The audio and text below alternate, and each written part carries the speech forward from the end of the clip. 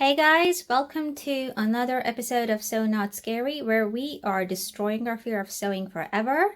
Today we're going to look at how you can make this adorable mug rug using only your mini sewing machine. Yay! Okay, so in order to make this mug rug, you're going to need three main things. Let me show you what they are. You're going to need some top fabric, and this should be something that you really like. This is a pattern that you want to see on top of your mug rug, okay? You're also going to need a backing fabric which complements this top fabric.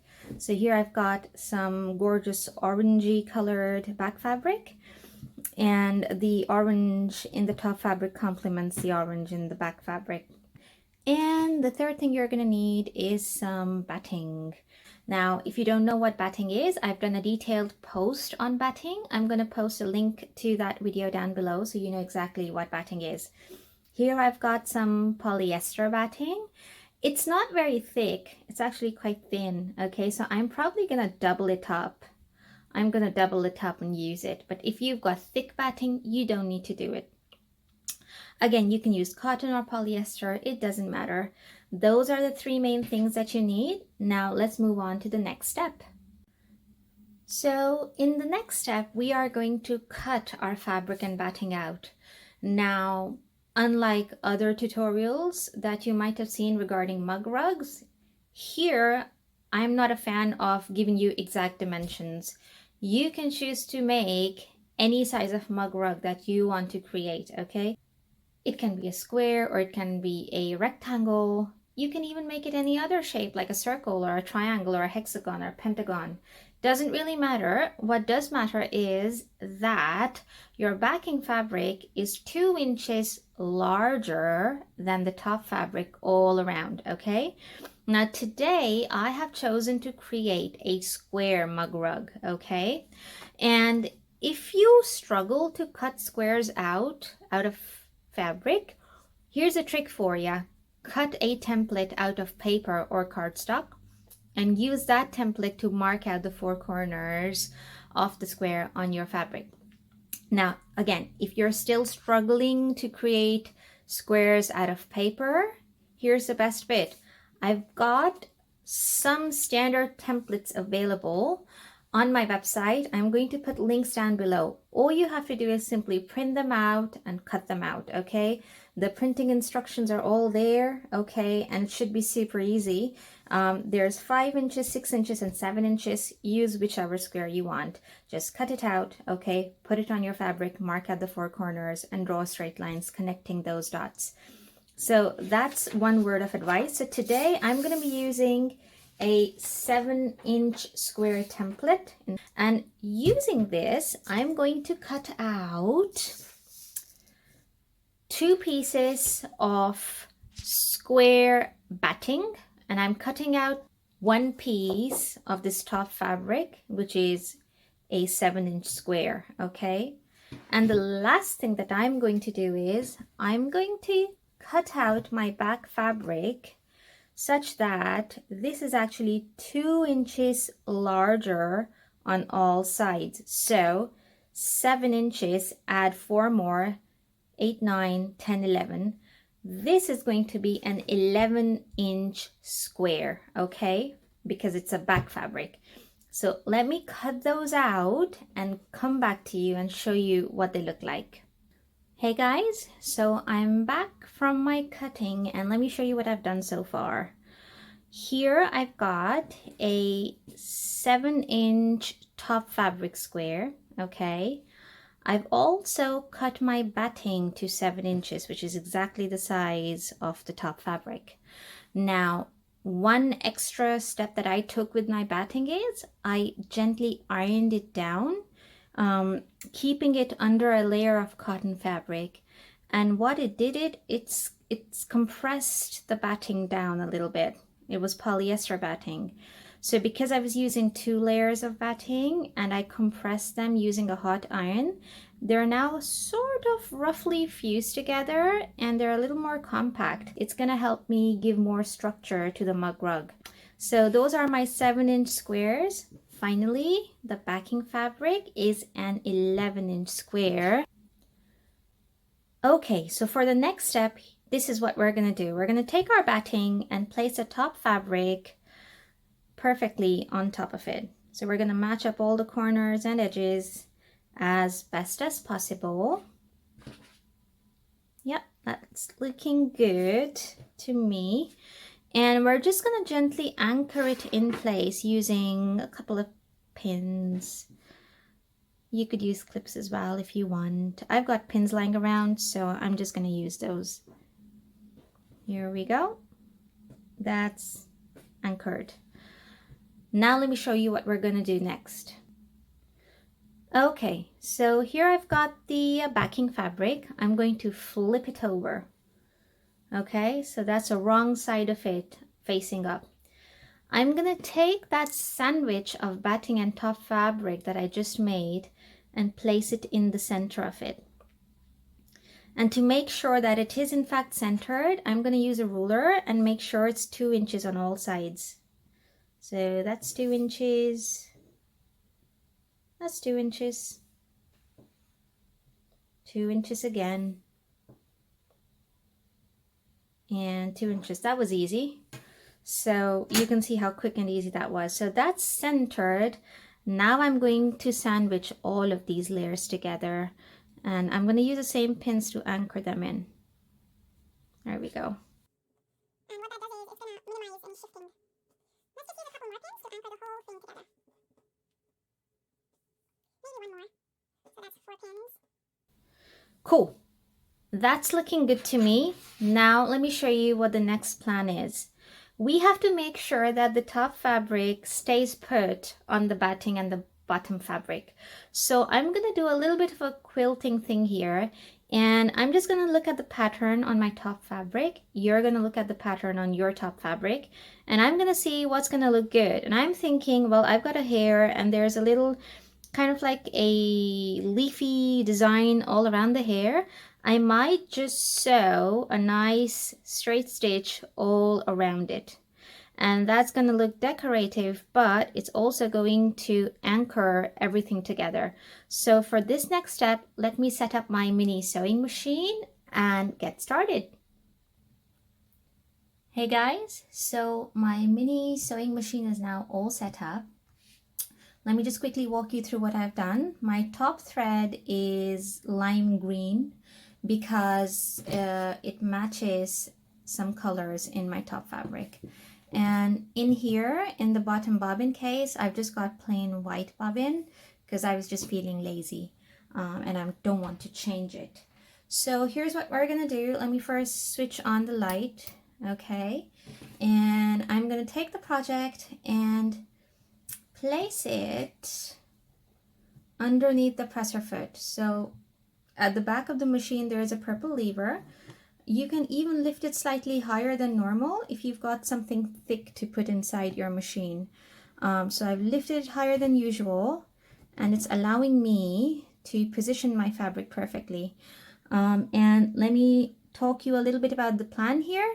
I'm going to line up the outer edge of my presser foot with these beautiful leafy bits or this leafy pattern on the fabric. Okay, that's the plan. So I've lined it up now. I'm going to lower the presser foot. I'm going to turn the hand wheel towards myself to lower the needle into the fabric. Here we go. The needle is in. I'm going to move forward 3 stitches very slowly. That's 3 stitches forward. I'm going to backtrack those stitches. So needle still inside. I lift up the lever at the back, turn the project around, and I'm going to go back over those 3 stitches one more time. Okay, 3 stitches are done. I'm going to lift up the presser foot again, turn the whole thing around, and now I'm going to continue to sew all the way around this little hair. Okay, as soon as I approach a pin, I'm going to take the pin out because I don't want any accidents. Okay, here we go.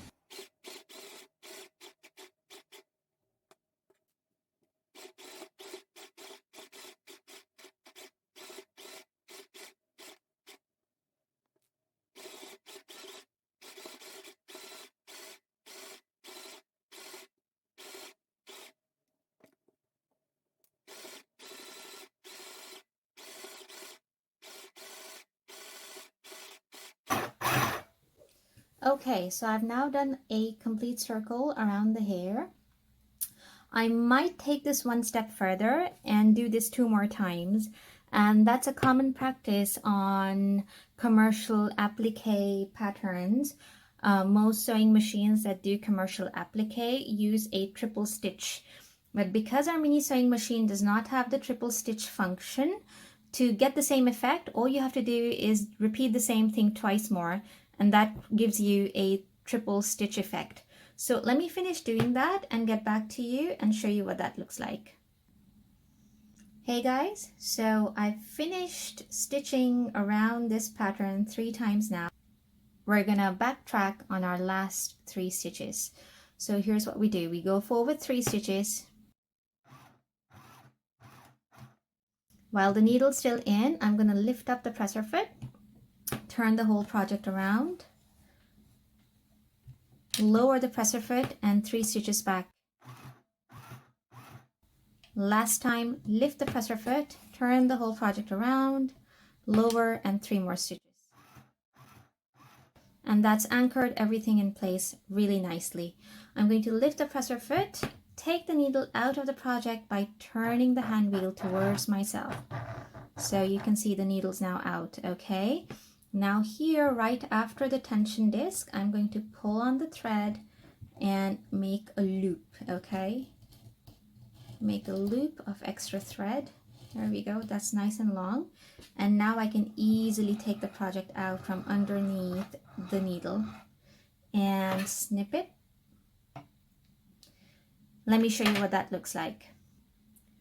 Right guys, so our project is out from underneath the mini sewing machine. And you can see the triple stitch that we did around the little hair. It looks really cute, okay? And that's exactly what we needed to anchor all the fabrics together while also giving it a decorative finish. So now let's move on to the next step. Hey guys, so for the next step, you're going to need an iron, okay? So I've set up my little ironing mat here. I've got my little travel iron that I keep in my craft room here with me. And this is what we're gonna do. The first step is we're gonna tidy up what we already did by pressing everything down. So here I am, and I'm just gently pressing down on what we just stitched up, just so nothing is sticking up, okay? Cool. The next step now is to bind our mug rug.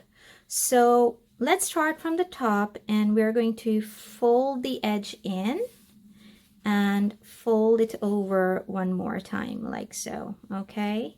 Just make sure it looks even, okay? It's not an exact science. As long as you're happy with it, that's what counts. So that's looking good to me. I'm going to iron this down.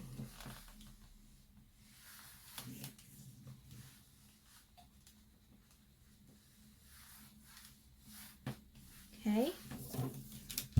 Now I'm going to do this side. So I'm going to fold it this way. And then fold it in one more time. See? That looks quite neat, doesn't it? And then we press this down as well.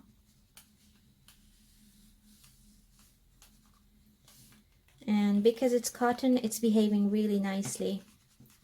Now what you can do at this stage is use some pins to anchor this. So I could actually just poke a couple pins. Don't need too many, it's a small project after all. Moving on to the third side, we fold it in and we fold it in one more time. Just make sure that whatever pattern there is coming up evenly as best as possible, okay? Don't strive for perfection, because that just takes the fun out of sewing, and sewing is supposed to be fun. So good enough is good enough, okay? Doesn't have to be perfect. There we go. Look what I did there. Messed it up a little bit, didn't I? We're gonna fix that, don't worry. There we go. Okay. Last side rolling. Here we go. Let's just tidy it up a little bit. There we go. So just note one thing here that I wanted to show you, okay? After you do 3 sides, look at the folds. Which way are they going? So this is folding on top of this. This is folding on top of this. This is folding on top of this. So technically, this should fold over on top of this, okay? So that's what we're going to do. We're going to tuck this guy under and this guy over, just to give it a little bit of a neater finish. Let me pin that in place roughly. And now I'm going to press it out. So keeping the corner tucked in as best as possible. There we go. That should do the trick. Pin it together again. There we go. That's good and symmetrical. Now we'll take the whole thing over to our mini sewing machine. Let me show you how I set that up. Hey guys, so my mini sewing machine is all set up now. Let me show you what we're doing. My top thread is orange because the fabric that we're sewing is orange. The bottom thread is still white because, again, I was feeling lazy. And let me show you what the plan is. And I'm going to place the whole thing underneath the presser foot by lifting the presser foot a little bit higher than normal. And again, the plan is to line the left edge of the presser foot with the inner edge of the binding, okay? Going forward 3 stitches and then back 3 stitches again, and then continuing as we go.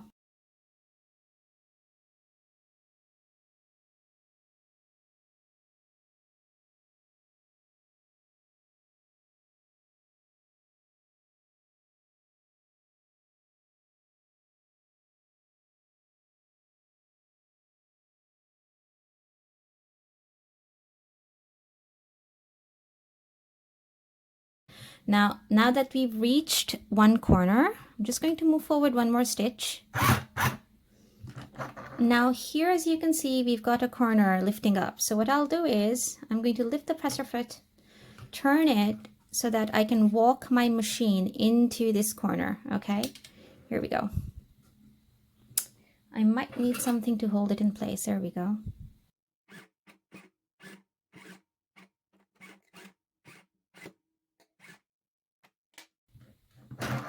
So just hand crank it, help it along. It's a little machine after all.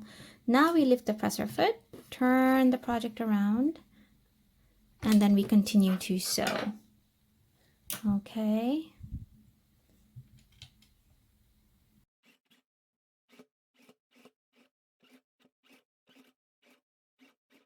So you will feel it protest a little bit. It's only a little machine.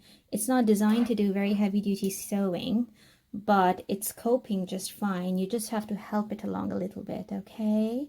Here we go, continuing to sew.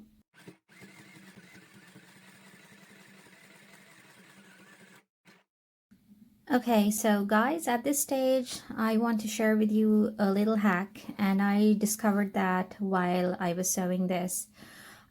So about a quarter of the way in through the stitching, the mini sewing machine started to skip stitches. Now, when sewing machines like these start to skip stitches, it can be one of a couple of different reasons, okay? The very first reason, of course, can be that your sewing machine needle has turned blunt due to shear use. So obviously step 1 is to change the needle. The other thing is that maybe you're trying to sew through too many layers and maybe the project is just too thick for your sewing machine to cope with. And the third one is that the pressure that your presser foot places on top of your project is not enough, which is why the bottom thread is just not rising up properly. And then there are other more complicated reasons like timing and the internal mechanisms of the machine that we cannot deal with ourselves. But what we can deal with is eliminate the easier possibilities. So when it started to skip stitches, here's what I did. The first thing I did is I changed the needles. The first thing I did is I changed the needle. So I swapped out the old needle and put in a brand new needle, which is designed to sew through relatively thicker fabrics. I think it's the number 14, which can cope very well with thick layers. And I started to sew again, and turns out it's still skipping stitches. So here's what I did, and it actually worked really well. And I simply took my little pair of scissors, and you can see they're quite long and narrow at the front. And this is what I did.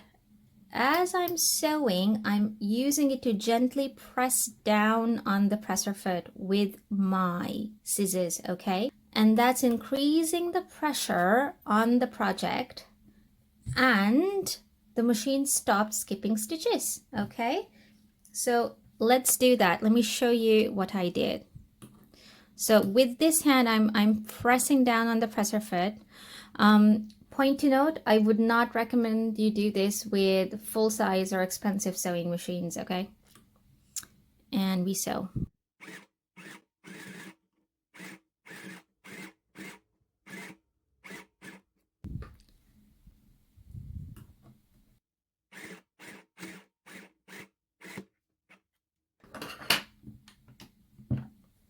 So let me show you.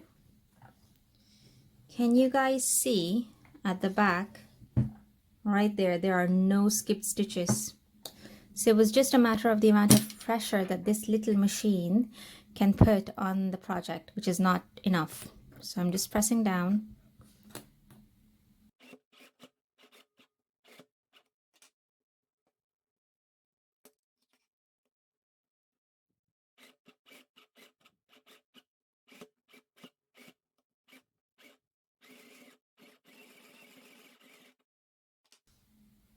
So again, there are no skipped stitches. It's sewing just fine, thankfully. Okay, so here we go.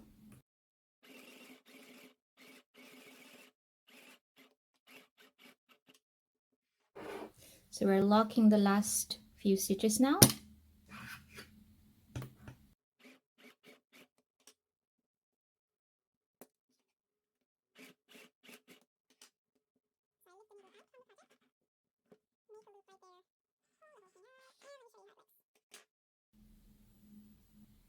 Hey guys, look, it's finished. Doesn't that look amazing? That's the binding that we did, okay? And it's laying down really nice and flat. That's what it looks like on the back. And it's gonna be perfect for my craft room because it matches my curtain, and I can now put my coffee mug on top of this. Yay! So to recap, if you want to succeed at making this little mug rug with your mini sewing machine, make sure that you iron out your project really well at every step so that your layers are sitting nice and flat and your little sewing machine can cope well with the layers. Secondly, make sure that you use a nice sharp pointy needle, a fresh needle or a new needle if possible, to make your project. And last but not the least, if your mini sewing machine continues to skip stitches as you're sewing along, you can gently press down on the presser foot using a sharp pointy thing, maybe an awl or the tip of your scissors, so that you can increase the pressure on your project and your machine will not skip stitches. If you found this video tutorial helpful, or if it inspired you in any way, guys, please do give it a thumbs up and subscribe to my channel. I'm a very new baby channel, and your support is so much appreciated. You guys know where my blog is. It's at ooniCrafts.com. I will be putting up a ton of pictures of this DIY mug rug on there. So make sure you go on to ooniCrafts.com/mug rug tutorial, and you will find lots of up-close images of this mug rug. See you soon.